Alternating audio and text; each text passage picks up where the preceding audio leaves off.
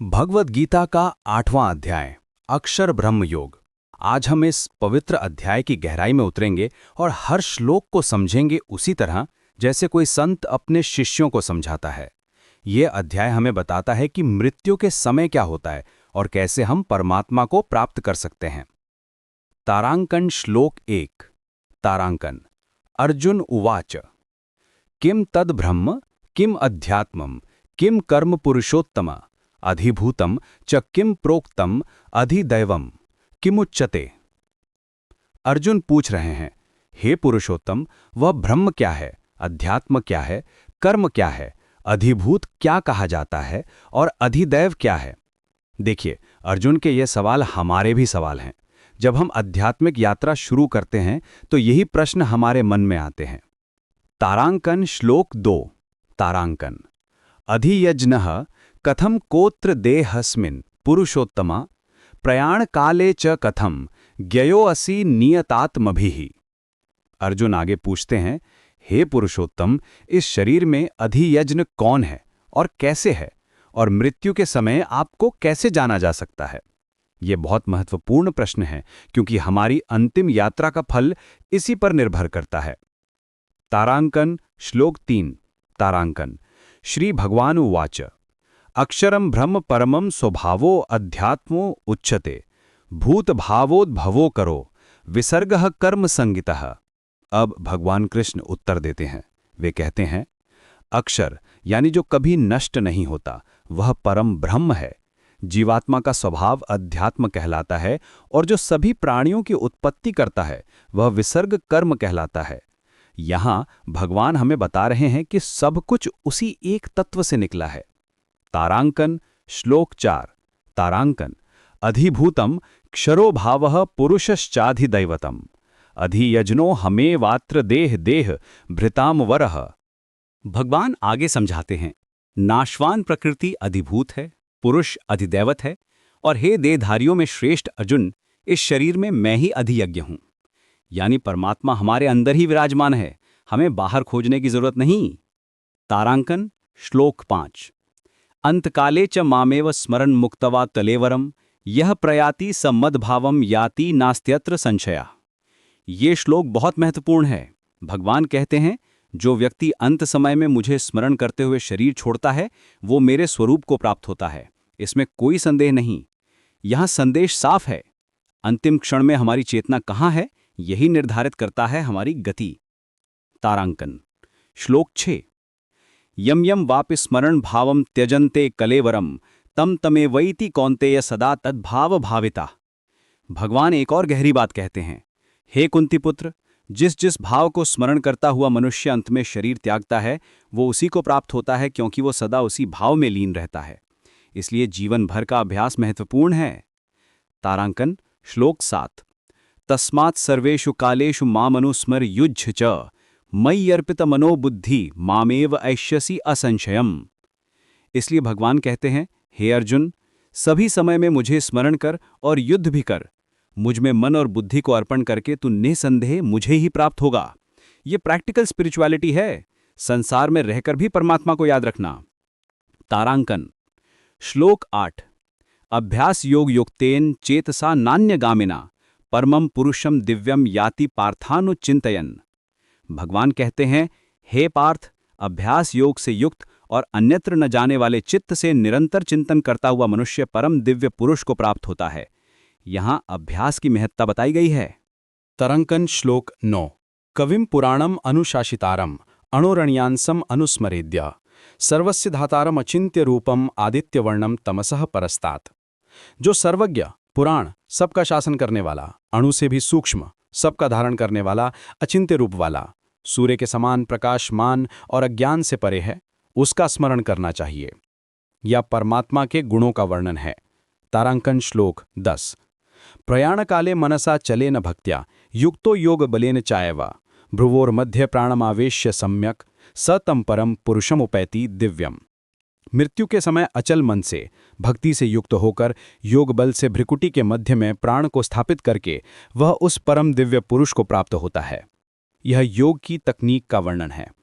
तारांकन श्लोक 11। यदक्षरम वेदविदो वदन्ति विशन्ति यद्यतयो वीतरागा यदिच्छन्तो ब्रह्मचर्यम चरन्ति तत्ते पदम संग्रहेण प्रवक्ष्ये। जिसे वेदज्ञ अक्षर कहते हैं, जिसमें वीतराग यति प्रवेश करते हैं, जिसकी इच्छा से ब्रह्मचर्य का पालन करते हैं, उस पद को मैं संक्षेप में कहूंगा। यह उस परम लक्ष्य का परिचय है।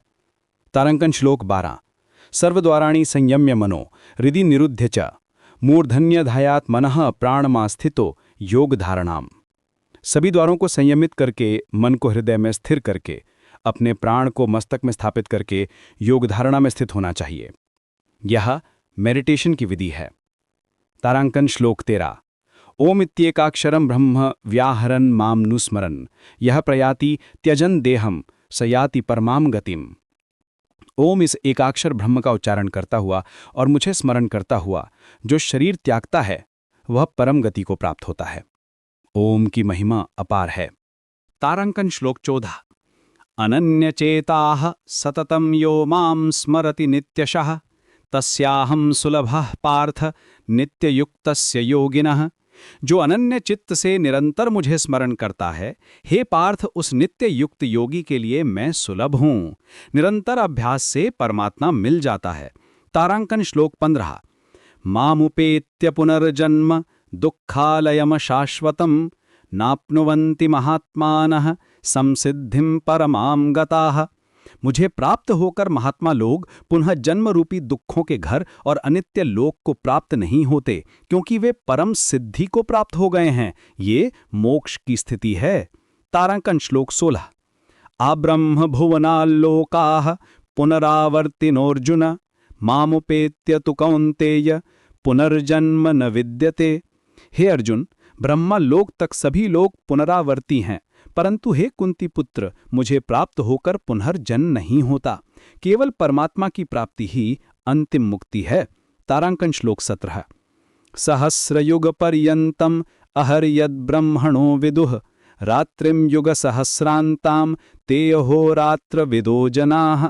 जो ब्रह्मा के 1000 युग पर्यंत के दिन को और 1000 युग पर्यंत की रात्रि को जानते हैं, वे अहोरात्र को जानने वाले हैं। ये कॉस्मिक टाइम का वर्णन है। तारांकन श्लोक 18। अव्यक्ताद्व्यक्तयः सर्वाः प्रभवन्त्यः रागमे रात्र्यागमे प्रलीयन्ते तत्रैवाव्यक्त संज्ञके।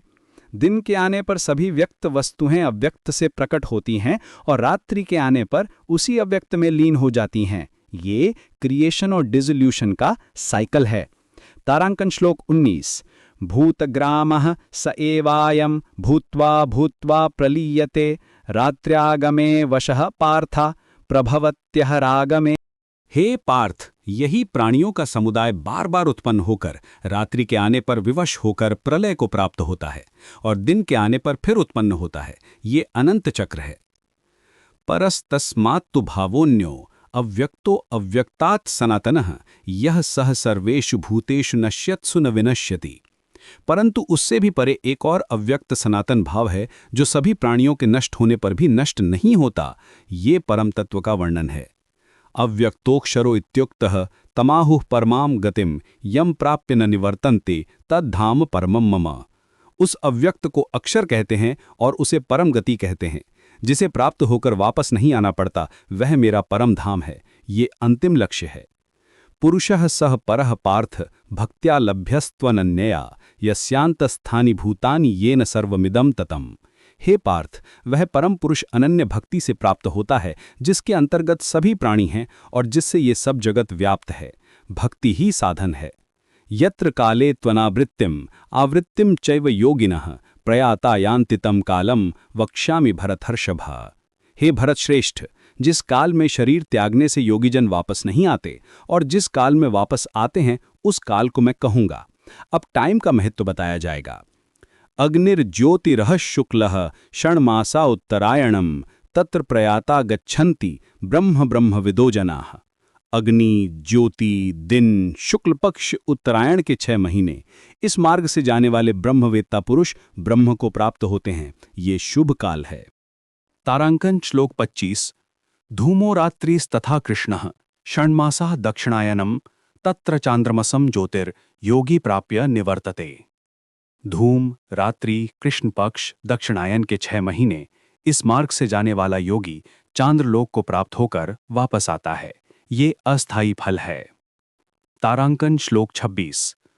शुक्ल कृष्णे गति हेते जगतः शाश्वते मते एकया याति अनावृत्तिम अन्यया वर्तपे पुनः।